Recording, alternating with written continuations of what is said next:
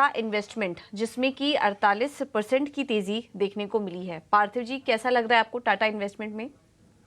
यहाँ पे बहुत ही ओवर वैल्यूड स्टॉक लग रहा है बिकॉज जनरली जो होल्डिंग कंपनीज होती है वो होल्डिंग कंपनी डिस्काउंट पे चलती है, लेकिन ये एक अलग सा केस है जहाँ पे टाटा इन्वेस्टमेंट कॉर्प उसकी जो एनएवी है, net asset value of all it's holding, उससे बहुत ही ज्यादा प्रीमियम पे चल रहा है। और नो डाउट आई थिंक जो बीच में बस था कि टाटा सन्स का लिस्टिंग हो तो उसकी वजह से काफी वैल्यू अनलॉक होगी, लेकिन वो अभी इन द नियर फ्यूचर तो लग नहीं रहा है। तो आई थिंक उस लिहाज से मुझे ये स्टॉक काफी एक्सपेंसिव लग रहा है, तो यहाँ पे मैं एग्जिट की सकता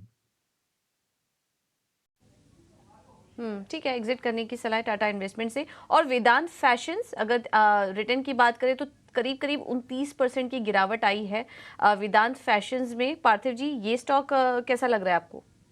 आई थिंक ये इतनी बड़ी करेक्शन का एक ही रीजन था कि पोस्ट आईपीओ आई थिंक जो वैल्यूएशंस थे काफी एलिवेटेड थे। उसके बाद जो एंकर इन्वेस्टर्स है उनकी वैल्यू अनलॉकिंग हुई तो वो भी एग्जिट किए।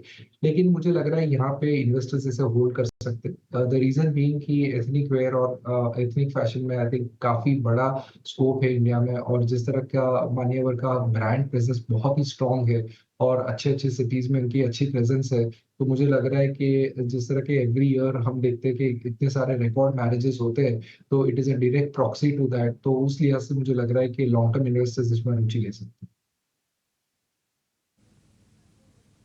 ओके, तो लॉन्ग टर्म इन्वेस्टर्स के लिए एंट्री लेने की सलाह होगा ऑयल इंडिया, जिसमें कि 55% की तेजी देखने को मिली है। पार्थिव जी, क्या सलाह होगी आपकी ऑयल इंडिया पर?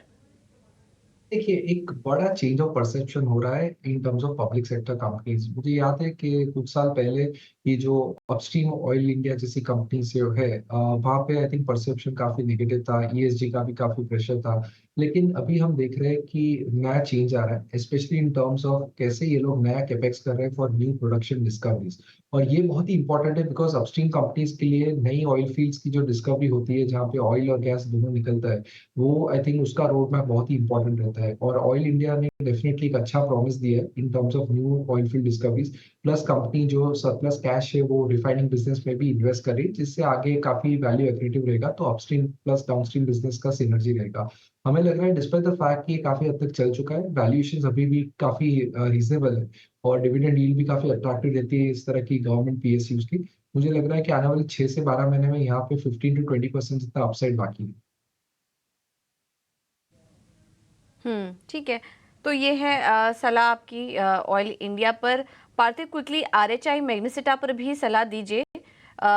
ये टूटा है स्टॉक, 31% नीचे आया है। ये कंपनी कैसी लग रही है आपको? ये कंपनी जो रिफ्रैक्टरी बिजनेस में मार्केट लीडर है नो डाउट, उन्होंने काफी अग्रेसिव एक्विजिशंस किए थे, जैसे दालमिया भारत रिफ्रैक्टरी का भी एक्विजिशन किया था। उसके बाद रिजल्ट्स में काफी नरमाश आई चुकी है, इसकी वजह से जो वैल्यूएशंस कुछ ज्यादा ही एलिवेटेड लेवल्स पे थे वो काफी करेक्ट हुए। ये कंपनी को हम यहाँ पे खरीदने की सलाह नहीं देंगे, रादर अगर हो पोजीशन तो एग्जिट करने की सलाह देंगे। लेकिन यही स्पेस में वेस्टर्न इंडिया एक शानदार कंपनी है जहाँ पे वैल्यूएशंस काफी बेटर है और आगे जाते मार्जिन एग्रेटिव बिजनेस मॉडल है, तो वहां पे हम खरीदने की सलाह देंगे। ठीक है, तो ये है सलाह दोनों ही स्टॉक्स पर।